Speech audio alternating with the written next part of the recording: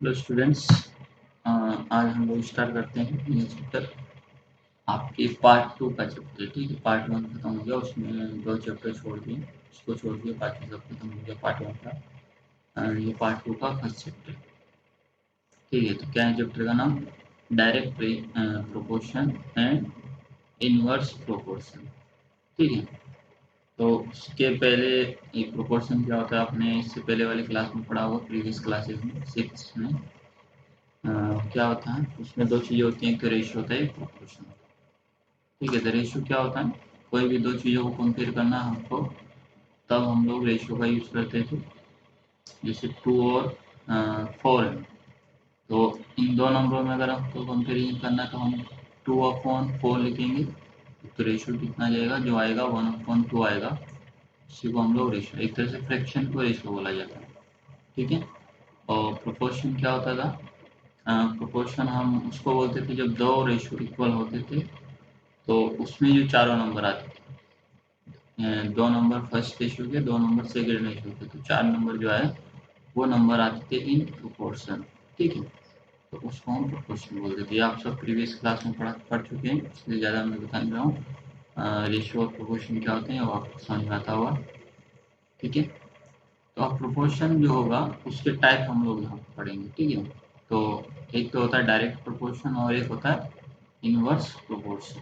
ठीक है, तो डायरेक्ट प्रोपोर्शन क्या होगा? देखो, उसको समझने के लिए हम लोग एक दो एग्जाम्पल लेते हैं तो उसे समझेंगे। डायरेक्ट प्रोपोर्शन मतलब क्या होता है वैसे? अब जिन दो चीज़ों का हम लोग कंपेरिजन कर रहे हैं, ठीक है, तो उसमें एक चीज़ के बढ़ने पर अगर दूसरी भी बढ़ती है तो उसको हम बोलते हैं प्रोपोर्शन, डायरेक्ट प्रोपोर्शन। तो वो दोनों डायरेक्ट प्रोपोर्शन। ठीक है, और अगर हम एक चीज़ बढ़ाते हैं तो दूसरी घटने लग जाती है, तो उसको बोलते हैं इनवर्स प्रोपोर्शन। ठीक है, यही डायरेक्ट और इनवर्स प्रोपोर्शन होता है। ठीक है, तो जो पहले डायरेक्ट प्रोपोर्शन करते हैं फिर इनवर्स पे आते हैं। तो यहाँ पे हमने 4 फिगर दिए हुए हैं। ठीक है, सर्कल के फिगर जानते होंगे, सर्कल है, 4 सर्कल दिए हुए हैं। तो हमने क्या किया, चारों में नंबर ऑफ डायमीटर हमने कम ज़्यादा किए हुए हैं। तो फर्स्ट जो सर्कल है उसमें नंबर ऑफ डायमीटर कितना दिख रहा है? 1 ही। फिर बी पार्ट में कितना है? 2, इसमें 3 और इसमें कितने हो गए? 1 2 3 4 डायमीटर। ठीक है, तो अब देखो यहाँ पे नंबर ऑफ डायमीटर और इसके नंबर ऑफ पार्ट, मतलब हमने सर्कल के कितने पार्ट कर दिए उसमें हम लोग रेशियो लेंगे। तो देखेंगे कि बढ़ रहे हैं या घट रहे हैं नंबर ऑफ पार्ट और नंबर ऑफ उसके डिवीजन या उसके पार्ट। तो अगर नंबर ऑफ फिगर 1 में देखें तो नंबर ऑफ डायमीटर कितना है? 1, और वो सर्कल को कितने पार्ट में डिवाइड कर रहा है? 2 पार्ट। ठीक है, फिर नंबर ऑफ डायमीटर अगर 2 है बी पार्ट में, तो उसके पार्ट कितने हो गए? 4। फिर number of part, number of diameter 3 लिए हमने, तो उसके टोटल पार्ट कितने हो गए? 6। 1 2 3 4 5 6 यहाँ से स्टार्ट किया था। ठीक है, इसमें भी 1 2 3 4 दिख रहा है। तो अगर 3 डायमीटर लिए तो 6 पार्ट हो गए, और हमने अगर 4 डायमीटर लिए तो 8 पार्ट। तो गिन सकते हो कहीं एक से स्टार्ट करके। ठीक है, एक जगह से स्टार्ट करके बाकी सबको गिन सकते हैं। जैसे मान लो यहाँ से स्टार्ट किया मैंने, तो ये 1 2 3 4 5 6 7 8, तो इसके 8 पार्ट हो गए, और नंबर ऑफ डायमीटर बढ़ाओगे तो और इसके पार्ट बढ़ते जाएंगे। तो अब देखो हम यहाँ क्या देख रहे हैं, जितने हम लोग डायमीटर बढ़ाते जा रहे हैं उसके पार्ट भी बढ़ते ही जा रहे हैं। तो ये क्या हो गया? ये हो गया डायरेक्ट प्रोपोर्शन का रेशियो। मतलब एक चीज बढ़ने पर दूसरी भी बढ़ जाती है। ठीक है, या फिर ऐसे, अगर ये तो हम लोग ऐसे बोल रहे हैं, अगर हम रेशियो लेते हैं इनका, तो रेशियो हमने लिया, नंबर ऑफ डायमीटर ऊपर रखे, नंबर ऑफ डिवीजन नीचे, डिवीजन मतलब उसके पार्ट। तो फर्स्ट ए के हिसाब से 1/2 डायमीटर ए पार्ट 2। फिर दूसरे वाले में diameter 2 part 4, diameter 6 part 4 diameter 8 part. ठीक है, तो यहाँ पे देख क्या देखेंगे हम लोग, न्यूमरेटर बढ़ रहा है तो डिनोमिनेटर भी बढ़ रहा है। ठीक है, बट रेशियो तो सेम रह रहा है। ठीक है, तो न्यूमरेटर बढ़ रहा है तो डिनोमिनेटर भी बढ़ रहा है। तो वो हो जाएगा डायरेक्ट प्रोपोर्शन। ठीक है, समझ में आ गया। अगर न्यूमरेटर बढ़ता है तो डिनोमिनेटर को भी बढ़ना चाहिए, तो उसको हम बोल देंगे डायरेक्ट प्रोपोर्शन। चलिए, हाँ, यही लिखा the ratio of number of diameter to the number of division remains constant. Ratio तो फिक्स ही रहेगा, क्योंकि हम लोग ऊपर नीचे सेम नंबर से मल्टीप्लाई कर रहे हैं। इसमें 3 से मल्टीप्लाई करोगे तो ये आ जाएगा, 4 से मल्टीप्लाई करोगे तो ये आ जाएगा। चलिए एक और एग्जांपल लेते हैं। फर्स्ट रो में हमने लिया नंबर ऑफ चिल्ड्रन, तो सेकेंड रो में लिया उनके नंबर ऑफ बुक्स।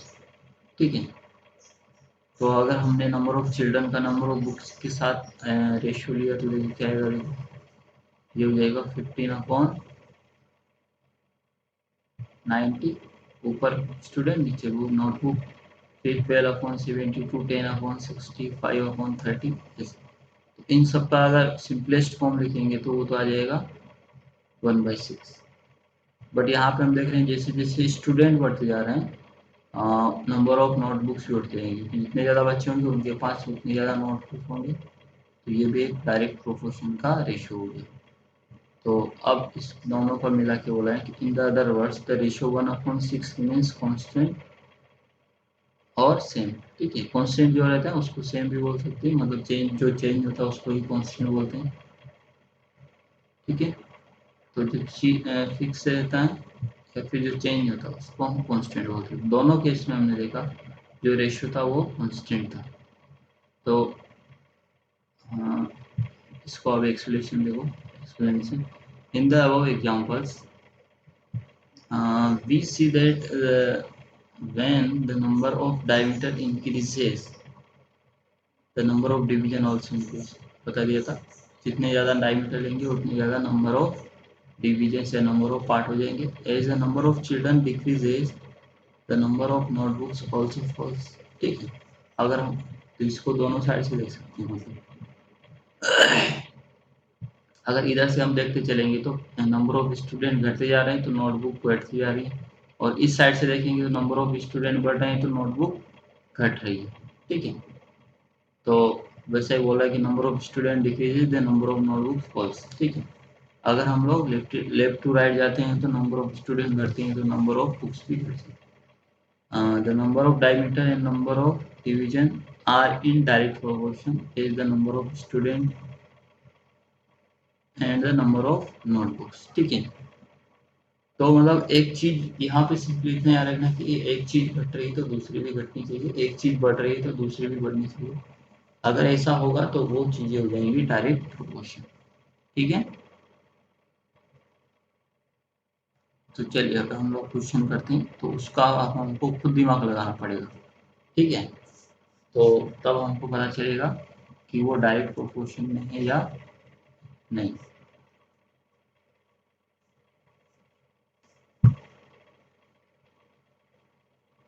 हाँ, तो जैसे कुछ एग्जाम्पल और देख सकते हो, जैसे हमको एक तो 10 किलोमीटर चलना है और एक 20 किलोमीटर चलना है। तो दोनों में जो टाइम लगेगा उस क्या रेशियो लेते हैं हम लोग, तो वो आएगा डायरेक्ट प्रोपोर्शन। ठीक है, स्पीड दोनों में सेम रखना पड़ेगा। तो स्पीड हम लोग सेम रखते हैं और हम लोग रेशियो लेते हैं टाइम और डिस्टेंस का। तो अब देखोगे तो फर्स्ट वाले में टाइम कम लगेगा, सेकंड वाले में ज़्यादा लगेगा, क्योंकि फर्स्ट वाला डिस्टेंस कम है, सेकंड वाला ज़्यादा है। ठीक है, तो बस वो क्या होगा डायरेक्ट प्रोपोर्शन। बट उस केस में हमको स्पीड सेम रखना है। ठीक है, तो अगर ऐसा हुआ तो ज़्यादा डिस्टेंस है तो ज़्यादा टाइम लगेगा, कम डिस्टेंस है तो कम टाइम लगेगा। तो ऐसे बहुत सारे एग्जाम्पल हैं, वो तुम देख सकते हो। ठीक है, तो जैसे एक क्वेश्चन लेते हैं हम लोग। If the 10 pen cost 60 rupees then what is the cost of 13 such pens. मतलब सेम पेन रखने हैं, देखो वही है, मतलब कुछ चीज़ें यहाँ पे फिक्स रखनी होगी तभी हम बात कर सकते हैं। मान लो अभी हम जो 10 पेन ले रहे हैं उनका वो 60 रुपये में आ रहा है, वही पेन कितने का आएगा 6 रुपये में। तो वो बात कर रहे हैं कि 13 पेन, तो हम जरूरी नहीं कि 6 रुपये वाले अगर नहीं लिए तो फिर हम लोग का रेशो प्रोपोर्शन काम नहीं आएगा। तो हमको 6 रुपये का एक पेन वाला ही काम लेना है, ऐसा नहीं कि 10 रुपये वाला पेन हमने लिया फिर यहाँ पे कंपेरिजन कर रहे हैं, तो वैसा नहीं हुआ, इसलिए उसने सच पेन्स यूज किया। ठीक है, सेम टू सेम होना चाहिए, पहले डिस्क्राइब है। तो अब देखो, एक तरीका तो ऐसे सिंपल कॉमन सेंस लगा के कर सकते हो, एक पेन का प्राइस निकाला और उसको 13 से मल्टीप्लाई कर दिया तो आ जाएगा। अब इसको हम लोग वो वाला तरीका ना लगा के, यूनिटी मेथड जिसको बोलते हैं, वो मैंने यहाँ पे लगाया, एक पेन का निकाल के, वो यूनिटी मेथड में होता है। हम लोग क्या करते हैं, रेशियो और प्रोपोर्शन का यूज करते हैं। तो 13 पेन का उसने कॉस्ट पूछा है और 10 का हमको दिया है।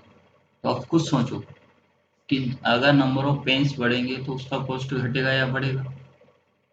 बढ़ेगा, सिंपल है। जितनी ज़्यादा चीज़ें खरीदते जाओगे उतने ज़्यादा पैसे देने पड़ेंगे। तुम एक चॉकलेट खरीदोगे, मान लो वो 10 रुपये का है तो 10 रुपये देना है। 2 चॉकलेट खरीदोगे तो 20 देना पड़ेगा। 3 खरीदोगे तो 30। तो यहाँ पे जैसे जैसे तुम नंबर ऑफ चॉकलेट बढ़ाते जा रहे हो ना, उसका कॉस्ट भी बढ़ता जा रहा है। ठीक है, जैसे यहाँ पे हो रहा है कि हम लोग नंबर ऑफ पेन्स ज़्यादा लेंगे तो उसका कॉस्ट भी ज़्यादा देना पड़ेगा। तो यहाँ बात हो रही है नंबर ऑफ पेन्स और कॉस्ट की, या नंबर ऑफ रुपीज़ की। तो ये दोनों किस में होगा, डायरेक्ट प्रोपोर्शन में, क्योंकि एक बढ़ रहा है तो दूसरे को भी बढ़ना पड़ रहा है।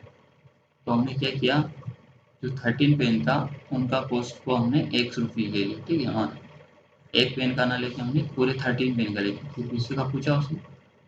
अब the number of pens and their cost vary in direct proportion, वो कैसे हैं समझ में आ गया, क्योंकि एक बढ़ रहा है तो दूसरा भी बढ़ रहा है, तो ये दोनों डायरेक्ट प्रोपोर्शन में हो गए। तो अब हम क्या करेंगे, प्रोपोर्शन लगा देंगे इसमें। प्रोपोर्शन कैसे लगाएंगे, देखो, ये रेशियो हम लिया, रेशियो लिया तो मतलब दो रेशियो इक्वल करना है। तो इन दोनों का जो रेशियो आएगा वही 13 और उसके रुपीज़ का रेशियो आएगा, और वो दोनों बराबर होंगे, यही डायरेक्ट प्रोपोर्शन है। तो इन दोनों का रेशियो लिया, पेन अपॉन रुपीज़ वाया 10/60। तो अब इधर भी ध्यान रखना, ऊपर पेन रखना है, नीचे क्या रखना है, रुपीज़। तो 13/x। ठीक है, इन दोनों को बराबर क्यों लिखा, क्योंकि ये प्रोपोर्शन में बोल रहा था और डायरेक्ट नहीं, इसलिए एकदम बराबर भी लिखा है। चलिए अब क्या करेंगे, यहाँ से x का वैल्यू निकालेंगे।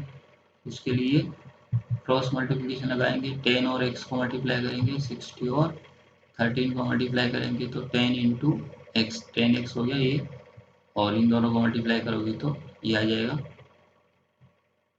चलिए उसके बाद हमको क्या करना है, x का वैल्यू निकालना है। x का वैल्यू निकालने के लिए 10 से डिवाइड करना पड़ेगा, तो हमने इधर डिवाइड कर दिया तो 780/10, यानी कितना बचेगा, 78। 13 जो पेन है उनका कॉस्ट कितना है, 78 रुपीज़। ठीक है, यह है। अब इसको तुम सिंपली यूनिटी मेथड से भी चेक कर सकते हो कि एक पेन मेरा कितने का पड़ रहा था, 6 रुपये का, तो 13 कितनी जाएंगे, 13 इंटू 6, तो 13 6 से कितने होते हैं, 78। तो ऐसा है, बट हमको इस वाले चैप्टर में ऐसा ही तरीका लगाना है, ऐसे फ्रैक्शन को इक्वल करने वाला। ठीक है, यूनिटरी मेथड नहीं लगाना है, नहीं तो आपको मार्क्स नहीं मिलेंगे, क्योंकि जिस चैप्टर में जो तरीका बताया उसको वैसे ही अप्लाई करना है। हम लोग अपनी मर्जी से कुछ भी नहीं कर सकते। अगर एग्जाम में जरूर कर सकते हो अगर कुछ नहीं बोला है तो, बट एग्जाम में भी अगर स्पेसिफाइड किया है तो रेशियो प्रोपोर्शन को यूज करके मन करना है, तो हमको यही रूल लगाना पड़ेगा। ठीक है, तो ये हुआ डायरेक्ट प्रोपोर्शन। समझ में आ गया, अगर एक चीज़ बढ़ रही है तो दूसरी भी बढ़नी चाहिए, तो उसको हम बोलेंगे डायरेक्ट प्रोपोर्शन।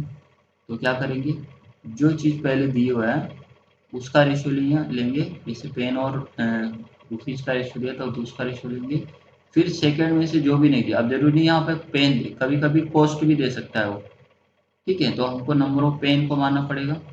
फिर अब उस केस में एक्स ऊपर आएगा और कॉस्ट नीचे आ जाएगा। ठीक है, जैसे ये उल्टा भी बोल सकता था कि 10 पेन 60 रुपीज़ में आ रहे हैं, तो बोला कि नंबर ऑफ पेन्स बताओ जो कि 78 रुपीज़ में आएंगे। ठीक है, इसका जस्ट रिवर्स क्वेश्चन। तो हमको नंबर ऑफ पेन्स निकालना होता, तो हम नंबर ऑफ पेन्स को x मान लेते। अब मेरा ये जो रेशियो बनता क्या बनता, ये वाला रेशियो x/78। ठीक है, तो अब फिर सॉल्व करते, 10x इंटू, सॉरी 10x नहीं आता, फिर कितना आता, 10 इंटू 78, और ये आता 60 इंटू एक्स। ठीक है, तो 780 को हम लोग 60 से डिवाइड करते, फिर तो 0 से 0 कट जाता, और 78/6 यानी कि 30, तो फिर भी आंसर था। तो वो ध्यान रखना है किसको एक्स लेना है किसको नहीं। ठीक है, वो रेशियो के हिसाब से रखना है। ऊपर पेन दिया है तो इधर भी ऊपर पेन, नीचे